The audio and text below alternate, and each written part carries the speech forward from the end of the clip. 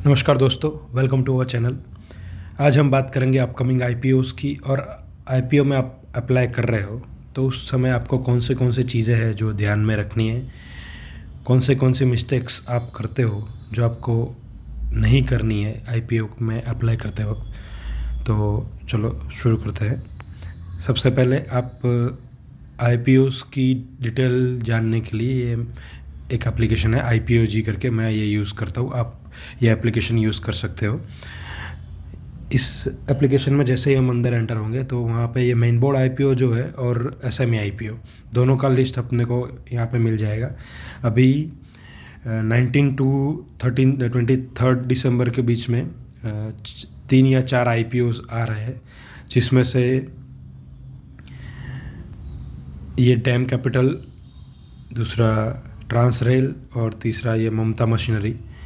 ये तीनों आईपीओ में आप अप्लाई कर सकते हैं। तीनों आईपीओ बहुत ही अच्छे हैं और इनमें से अगर प्रेफरेंस देना है कि पहले किस में अप्लाई करें, दूसरे में किस में अप्लाई करें, तो सबसे पहले आपको ममता मशीनरी में अप्लाई करना चाहिए। और आईपीओ में आपको क्या ध्यान में रखना है, आप जब आईपीओजी के एप्लीकेशन में जाए तो यहाँ पे ये जो ग्रीन कलर में दिख रहा है ये इसकी जीएमपी चल रही है। जीएमपी का मतलब होता है ग्रे मार्केट प्राइस, मतलब कि एक मार्केट चलता होता है जो अपना मेन मार्केट है उसके बाजू में, वहाँ पे इसकी ऑलरेडी उसकी लिस्टिंग हो चुकी होती है और वहाँ पे लोग खरीद बेच रहे होते हैं उसको।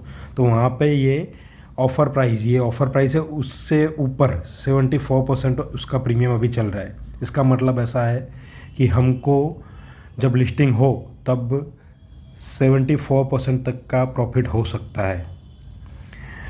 वैसे ही हम उसके बाद अगर प्रेफरेंस में दूसरा दे तो ये देखिए इसकी जीएमपी चल रही है 57%।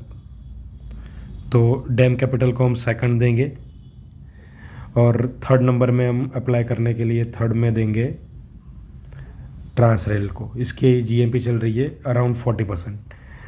तो ये तीनों आईपीओ बहुत ही बढ़िया है। आप अगर आपके पास कैपिटल है अराउंड 45,000 तो आप तीनों में अप्लाई कर सकते हैं।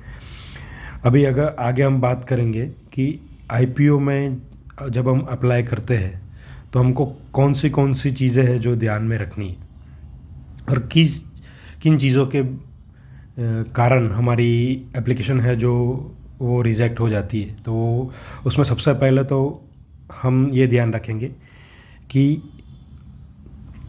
आप एक ही पैन नंबर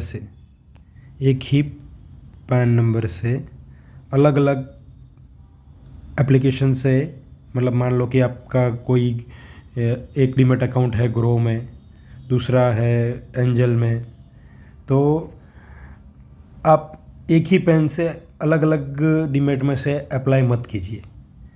इससे क्या होगा कि मल्टीपल एप्लीकेशन जाएगी एक ही पेन से और आपकी एप्लीकेशन सीधे ही रिजेक्ट हो जाएगी। तो सबसे पहले ध्यान रखें कि अलग अलग डीमेट अकाउंट में से अप्लाई करिए जिसमें पैन नंबर अलग हो। मतलब मान लो कि आपको 3 अलग अलग एप्लीकेशन करनी है अलग अलग अकाउंट से। आपके घर में आपका भाई हो, आपका बीवी हो, आपके बच्चे के नाम का डीमेट अकाउंट हो, तो सब में से एक एक करो। तो क्या होगा कि उसमें आपको अलॉट होने का चांस रहेगा। मान लो कि आपने 3 एप्लीकेशन अपने ही एक ही अकाउंट में से, या एक एंजल में से किया, एक ग्रो में से कर दिया, एक ज़ेरोधा से कर दिया, तो 3 एप्लीकेशन एक ही पेन से हुई तो वो रिजेक्ट हो जाएगा। दूसरी चीज़ हमको जो ध्यान में रखनी है, ऑलवेज़ ध्यान रखें कि मतलब अपने को आईपीओ में 3 दिन नॉर्मली मिलते हैं। इसमें 2 दिन वीकेंड है तो ज़्यादा दिख रहा है, पर 3 दिन अपने को मिलते हैं। तो 3 दिन में लास्ट डे पे अप्लाई कीजिए, क्योंकि लास्ट डे पे आप ये सब्सक्रिप्शन इसका देख सकते हैं कि भाई कितने गुना इसका सब्सक्रिप्शन हुआ है। जैसे कि आप देख सकते हैं कि अभी कौन सा लास्ट में ये अच्छे प्राइस पे ये विशाल मेगा मार्ट और मोबीक्विक का हुआ था। मोबीक्विक में जो सब्सक्रिप्शन था वो 119 गुना हुआ था। तो 2 चीज़ आपको ध्यान में रखनी है। एक तो जीएमपी, जिसकी जीएमपी अबव 30% है, उसमें ही सेफ है अप्लाई करना। ये मैं मेरे एक्सपीरियंस से आपको बता रहा हूँ। दूसरा है कि सब्सक्रिप्शन कितना हुआ है। देखो, इसमें 119 गुना हुआ था, उसका मतलब कि एक लॉट के लिए 120 लोगों ने अप्लाई किया है। 120 लोगों के बीच में एक को ही मिलेगा, तो जिसकी डिमांड ज़्यादा है उसका प्राइस ज़्यादा होने वाला ही है। तो ये चेक करिए थर्ड डे पे, और उसके बाद आप थर्ड डे पे अप्लाई कीजिए, क्योंकि 2 दिन एक्स्ट्रा अपने पैसे ब्लॉक रखवाने का कोई मतलब नहीं है। तो इसका ध्यान रखिए।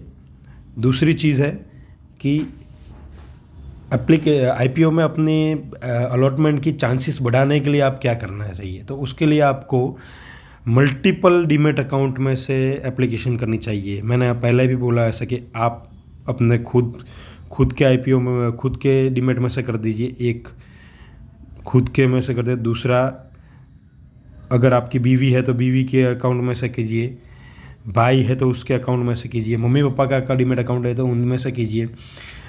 मैं 5 अकाउंट में से अप्लाई करता हूँ, तो तब जाके मेरे को 1 या 2 में अलॉटमेंट मिलती है, और कोई बार तो 5 में नहीं मिलती है। अगर मान लो अपने एक ही अकाउंट में से, एक ही एप्लीकेशन में से, मतलब मान लो कि ग्रो में आपका डीमेट है और उसमें से आपने 5 लॉट के लिए अप्लाई कर दिया, तो क्या होगा कि 5 लॉट में से आपको मिलेगा तो भी मिलेगा एक ही, आपको 5 लॉट नहीं मिलने वाला है, क्योंकि वो ओवर सब्सक्राइब हुआ है। तो इससे अच्छा कि आप 5 अलग अलग डीमेट अकाउंट में से अप्लाई कीजिए, तो आपको उसमें से मान लो 2 अकाउंट में मिल गया, तो उसमें ज़्यादा आपका फ़ायदा है। तीसरी चीज़ है, आपके बैंक में जो नाम है और डीमेट अकाउंट में जो नाम है, उसमें कोई डिफरेंस नहीं आना चाहिए। अगर उसमें डिफरेंस है तो आपकी एप्लीकेशन उसमें भी रिजेक्ट हो जाएगी। चौथी चीज़ है, आपके डीमेट अकाउंट में मान लो कि बीओबी का अकाउंट आपने लिंक किया है और आप अप्लाई करते हो एसबीआई के यूपीआई से या नेट बैंकिंग से, तो वो भी रिजेक्ट हो जाएगा। आपके डीमेट अकाउंट में मान लो कि डीमेट में बीओबी है, तो अप्लाई भी आपको बीओबी में से ही करना है। अगर दूसरे बैंक में से किया तो वो आपका रिजेक्ट हो जाएगा।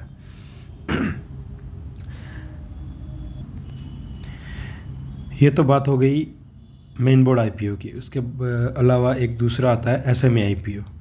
एसएमए आईपीओ में नॉर्मली 1 लाख से 1.5 लाख तक के बीच में अमाउंट आपके पास अगर है तो आप में उसमें अप्लाई कर सकते हैं। और इसमें अलॉटमेंट का चांस बहुत ही कम रहता है, क्योंकि आप देख सकते हो यहाँ पे कितने गुना सब्सक्राइब हुआ है, 2209 या 2210 मान लो आप इसको। तो 2210 लोगों में से एक लोग को ये मिलने वाला है, तो इसमें चांस बहुत कम रहता है।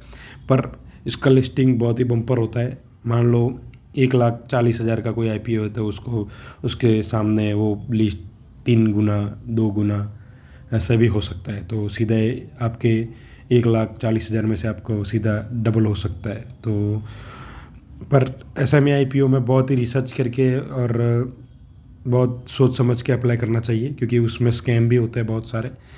तो अगर एसएमए में आपको अप्लाई करना है तो यहाँ पे अभी चल रहा है ये आइडेंटिकल ब्रेन्स, इसका जीएमपी चल रहा है 56 और ऑलरेडी 144 टाइम्स ये सब्सक्राइब हो चुका है, तो आप इसमें अप्लाई कर सकते हैं। इसका देखो, आप हमको यहाँ पे सब्सक्रिप्शन भी दिखा देगा अंदर जाओगे तो, और एक्सपेक्टेड प्रीमियम मतलब जीएमपी उसका क्या चल रहा है, 54 उसका प्राइस बैंड है, और उसके ऊपर उसका 38 ऐड कर दीजिए, तो उतने में वो लिस्ट हो सकता है। तो ये सब देख के आप अप्लाई कीजिए आईपीओ में। और आईपीओ के रिगार्डिंग और कोई क्वेरी हो तो कमेंट में बताइए, मैं उसका सॉल्यूशन लाने का प्रयत्न करूँगा। Thank you. जय हिंद, जय माता जी।